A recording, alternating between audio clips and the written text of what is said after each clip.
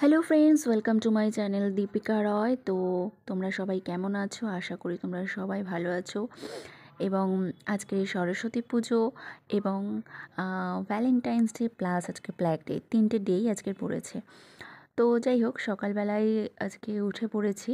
তো এখানে সব পুজোর জোগাড় করা হয়েছে, দেখতেই পাচ্ছ, সরস্বতী পুজোর জন্য। তো ওপরের ঘরে, মানে আমার শাশুড়ি ঘরে প্রত্যেক বছরই সরস্বতী পুজো হয়, তো ওখানেই দেওয়া হয়। তো সকালবেলায় উঠে পড়েছি পুজোর জন্য, অঞ্জলি দেবো বলে প্রত্যেক বছরই অঞ্জলি দিই এবং ছেলেকেও রেডি করিয়ে নিয়েছি। তো আমার শরীরটা খুব একটা ভালো নয়, তোমরা আমাকে দেখেই বুঝতে পারছো শরীরটা খুব ভালো নয়। কদিন ধরেই, প্রায় 1 মাস ধরে আমার শরীরটা খুব খারাপ যাচ্ছে।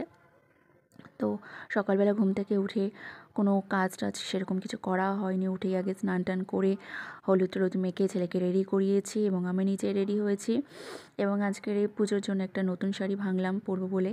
এইদিকে আমার ছেলের হচ্ছে দিদি, ছোট্ট দিদি, তাকে আমি রেডি করিয়ে দিলাম, চুল বেঁধে শাড়ি পরিয়ে দিলাম। দেখো কেমন লাগছে।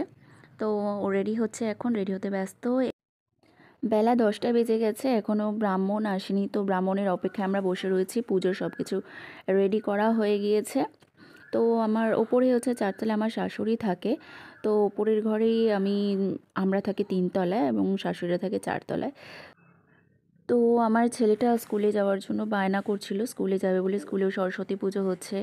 তো আমার শরীরটা ভালো নয় বলে আমি বললাম যে বাবা যেতে হবে না। তো স্কুলে ছেলেকে নিয়ে যেতে পারেনি।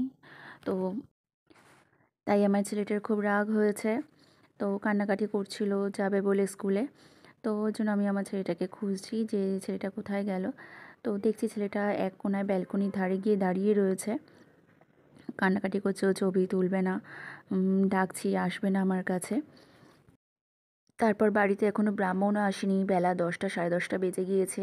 বাড়িতে অঞ্জলি দেব, পুজো দিতেও সময় লাগবে, স্কুলে যেতে যেতে অনেক বেলা হয়ে যাবে। ওদের স্কুলে টাইমিং ছিল সকাল 8টা থেকে 9টার মধ্যে। তো অনেক বেলা হয়ে যাবে বলে আর যেতে পারিনি স্কুলে। তো আমার ছেলেকে আমি বারবার ডাকছি, দেখো রাগ করে দাঁড়িয়ে রয়েছে এইদিকে। তো তারপর দেখতে দেখতেই ব্রাহ্মণ চলে এসেছে। তো আমরা সবাই পুজোতে বসে পড়েছি। তো সবাই মিলে আমরা অঞ্জলি দিলাম। এই যে সবাই বসে রয়েছে, এটা মাঝখানে হচ্ছে আমার একটা ছোট্ট দেওর হয়, আমার মামা শ্বশুরের ছেলে, আর ওইদিকে আমার ছেলে, আর ওইদিকে ওর দিদি বসে আছে। তো এরপর আমরা পুজো টুজো সেরে নিলাম, পুজো দিলাম। যে আমার শাশুড়ি ওখানে বসে রয়েছে, শাশুড়ি ধুনো দিচ্ছে। তো এরপর আমরা পুজো টুজো সেরে নিয়ে আমরা গেলাম কাকি শাশুড়ির ঘরে। তো কাকি শাশুড়ির ঘরেও দেখলাম খুব সুন্দর সাজিয়েছে, খুব সুন্দর সরস্বতী ঠাকুরটা এনেছে।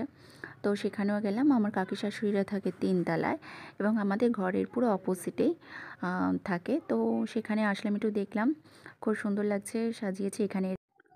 তো অঞ্জলি দেওয়া হয়ে যাওয়ার পর খুব জোর খিদে পেয়ে গিয়েছিল, ছেলেটারও খুব জোরে খিদে পেয়েছিল বলে আমরা ঘরে গেলাম। ঘরে গিয়ে ওপরের ঘরে গিয়ে আবার খেতে বসলাম। আমি একটু ফল খেলাম, ফল প্রসাদ, একটু খই টই খেলাম।